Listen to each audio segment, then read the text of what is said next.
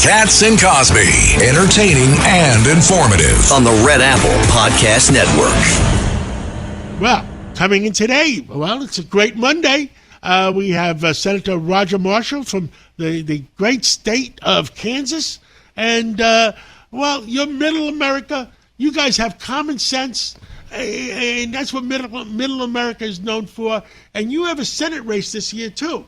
So give us an update, what you think is going on in America, in the Senate races, because it's important that our country goes in the right direction.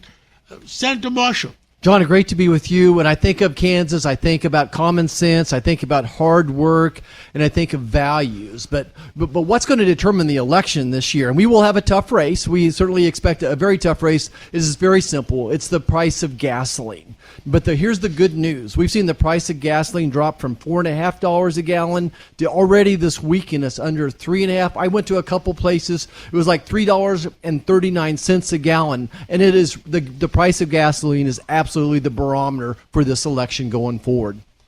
And if the price of gasoline goes down, then all of a sudden inflation goes down and interest rates go down. Yeah. John, it's that simple that the energy always leads into inflation, and it's the first to lead us out of inflation. And the good news, the economy back in Kansas is set and primed. Manufacturing is picking up. Boeing, they're booked out till 2030. All of my smaller manufacturing companies, 100, 300 employees, they are backed up on orders. We just can't find enough people to keep up with those jobs. We have a significant oil industry back home as well. Agriculture, cattle industry is great. So I think we get the price of gasoline under control. Everything else is full speed ahead. Can we fix immigration in America? I mean, we used to have Ellis Island, where we brought in immigrants that wanted to work hard for America, work 80 hours a week and do the right job. If we need bricklayers, we bring in bricklayers. If we need electricians, we bring in electricians. What does it take to fix immigration in America?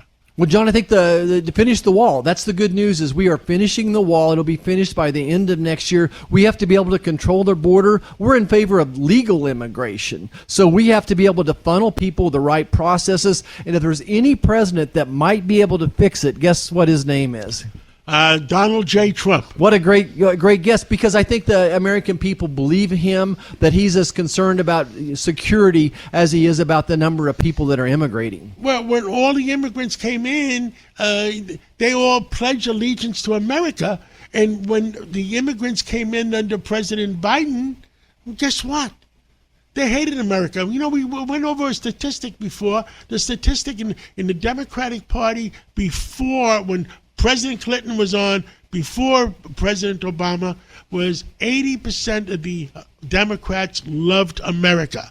After President Obama and during President Biden, it's down to 29%. What the heck is going on? Yeah, John, it breaks my heart. Here we are on 250th anniversary, and I just encourage all your listeners, sit down with your kids, your grandkids, and tell them why you love this country. Tell them when you became a patriot. Tell them what it was like when your grandfather stormed the beach of Normandy. Whatever it is, we need to share why we love this country. But you're right, there's so many consequences to what happened when 10 or 20 million people came into this country illegally. It drove up the cost of housing, for instance, as well, and brought in this attitude of we don't love America anymore.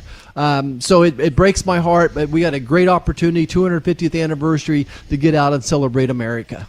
Well, Senator, you're running an election. Do the American people realize? Let's go to Middle America, your state.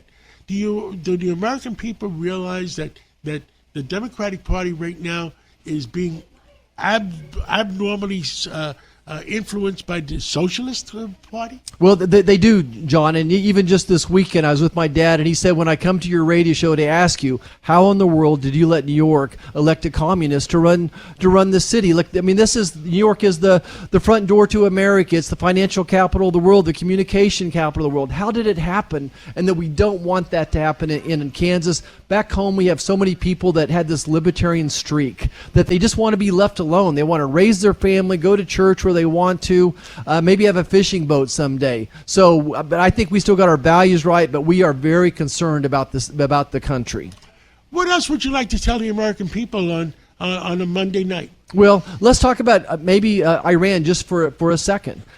Excited to hear what Vice President Vance had to say this morning. They're making great progress. As I look at the Iran situation, we're trying to go down 3 roads at the same time. We got to take care of the nukes and make sure that we're not in a forever war. We need to figure out what to do with Lebanon.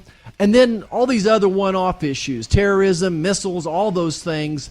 And the solution there is to use the Gulf countries themselves to regulate the situation. So the big news from last night is the vice president said they're talking about some type of a demilitarized zone between Israel and Lebanon. I think that's a great idea. If we can keep peace there, maybe we can figure out the rest of this story.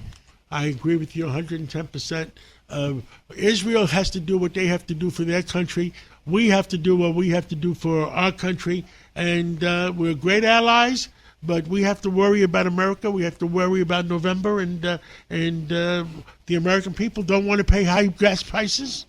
And we want lower interest rates. Yeah, John, it's just that simple. No more nukes. No forever wars. Keep the strait open and keep gas prices down. Whatever it takes to get there, that's what I'm for. Senator Roger Marshall, thank you so much for what you do, and God bless you, and God bless America. Thanks, John.